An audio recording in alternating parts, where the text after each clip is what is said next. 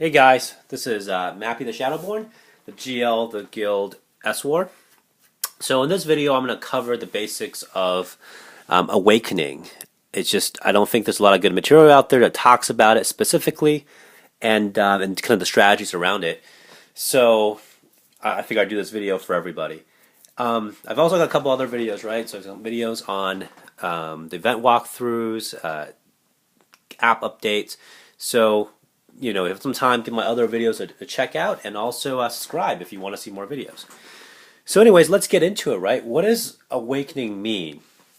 Now, Awakening means basically you're going to take the same cards and merge them. So, for example, I got a couple of these Fallen Angel cards, right? So, it's a good event. I got a couple of these guys, my Fallen Angels, great card. But I'm really never going to run 4 of them together. So what I can do is awaken them. So I take my base card, this is my base card, I hit the awaken button because I got other versions of this, and I push this plus button, and it shows me all the other available 6-star version of this card that I can use as a material to awaken. So let's be very set, right? So if I had a 4 or 5-star version of this card, it wouldn't appear here. I can't use that to awaken my 6-star version. So the stars are aligned. I can use 5 stars to awaken 5 stars and 6 to awaken 6, etc., etc. So that's how that gets done.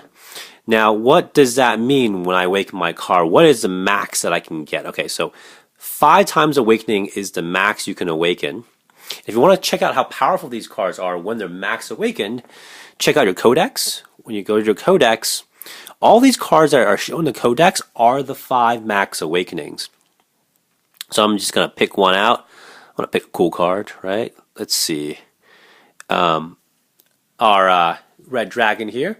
Let me try to pronounce this. Awaken, the Immortal. One of my guild members gave me a hard time pronouncing one of the cards last time. So maybe I pronounced it right this time. I don't know. Maybe a dev will tell me. But essentially, 5 times awaken is the max you can get, and it gives you a raise in stats for attack, recovery, and health. My base card of this was half of these numbers. So awakening a card fully to the max gives you an x2 in base stats. Now, it doesn't change the back very much. My leader skill, my combat skill, my defense skill, and my counter skill is all the same.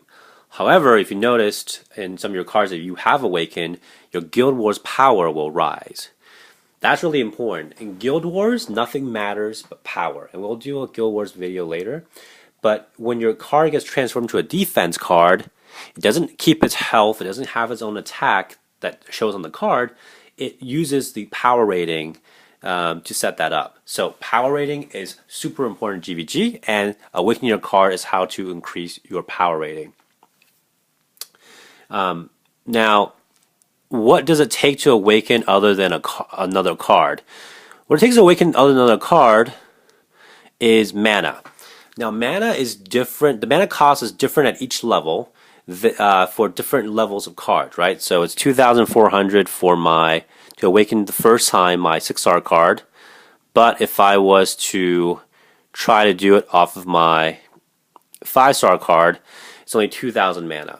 So you gotta think through this a little bit, right? It is less mana to awaken your 5-star card, but now if I took this 5-star card, I awakened it, then I evolved it again, I would lose all my work. It doesn't stack. So if your bright idea was, all right, I'm gonna take my 5-star version, fully awaken my 5-star version, evolve it, then fully awaken my 6-star version. One, I've never seen anybody have that many cards of the same type. If you have that, you spend a ton of money, or you're really, really good at collecting cards. Congrats to you. The second thing is you lose all your work at the original evolution level. So I was dumb enough to try this.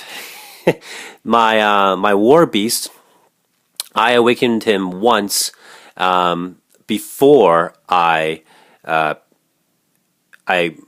So I awakened him once at the 4-star level, then I evolved him, and then I started awakening him again at the 5-star level. Kind of was thinking, I could kind of game this a little bit. But looking at his stats, if I pulled up a similar 3x Awaken card. He's got 1 extra health than my War Beast. That like did nothing for me, and it was a total waste of mana. So don't do what I did, right? Also, don't awaken cards when they're at their max level. That was one of my things that I remind myself that I screwed up in. I also did this with my with my cub. Where's my cub? With my Hell Cub. I awakened him once and I wasted the card basically, right? So think through a little bit about what you want to awaken, because you kind of want it at its final form, and you want to awaken cards that are actually great. You don't want to awaken 1 or 2 star trash. The second thing I touched upon about awakening was the mana cost. The mana cost there. Mana is pretty much the only bottleneck resource in this game. You can't get mana in any other way but play events. Now I played well, there's been one way. So I've seen mana being sold once in a pack. At the millionth download, they did a gift, like a celebration pack for everybody. And out of all the time I spent on this game, that is the only time I've seen a mana pack being ever sold. So, manage that mana resource really well, because, as I said, events are the only way to get mana, and we're 99th right now in this event. That gives me 2,200 mana. If I was going to be in the 200th spot,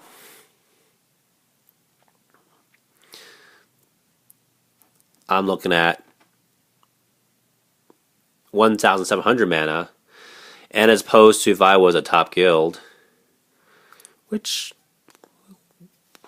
we can get there. We're never super top guild. We've been plat before, but top guilds get 7,200 mana. Now, remember, it costs something like 2,000 plus mana to do the first awakening. So, it gives you an idea how precious mana is a resource, and how you shouldn't squander on bad awakenings. Okay, so we talked about all those things. Now let's talk about a little bit of strategy on what you should awaken, right? If you're a free-to-play player, my recommendation to you all is you awaken your dragons, your dragon warriors. So these are your dragon warrior cards. Why I recommend this for you guys is, one, this is a pretty good setup deck for a lot of the events you play. Not the events, sorry. A lot of the basic functions you play, the dungeons, trials, gear trials, GVG, etc., etc. And we'll go through this in a free kind of a build your deck video, where I specifically talk about free-to-play players.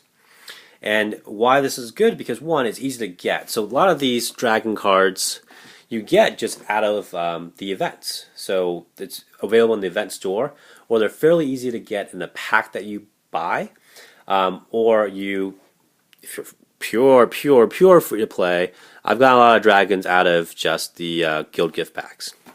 And that's completely free, right? You're using honor. And I've gotten both the 5-star dragons, and I've also gotten the 6-star dragons. So that's, for free-to-play players, a really good set of cards to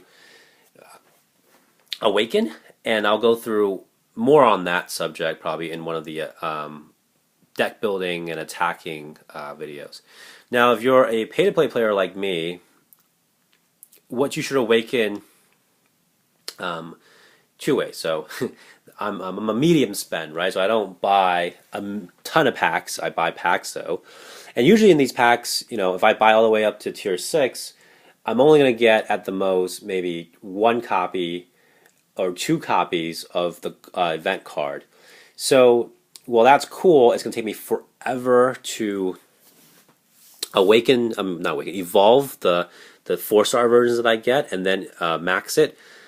So that's not always the best option for evolution, right? For awakening, right? So to think through it, we did get a couple good cards that were fairly easy to awaken. So one is my Celestial Devorah. she is great because she's one of the best cards that we got for free during, I think it was Christmas or New Year event. And to awaken her, you can use the regular version of her. The regular version of her, which is this.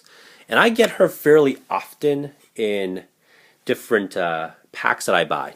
So quite happy with that. And I just have to get the materials from the dungeon store to max her. The other card that I thought was good for us to awaken just because of how easy it is to get is Some, right? Some is cool. One of the cards we also got this year, and you can awaken him with the regular version. And I've got a ton of these from packs as well. So I don't know about drops for you guys. This is a fairly easy drop for me. The other card that would be a good awakening is Muramasa. The mecha version, he's cool. However, I don't get a lot of these in the packs that I open, and also I had a regular version a while back. So that's kind of a highlight of that. The other thing that I would say is take advantage of events, right? I think there's a lot of tinkering going on with events and packs and et cetera, et cetera. And sometimes you get really lucky with an event that gives you a 6-star card that's really easy to evolve and really easy to get from the packs.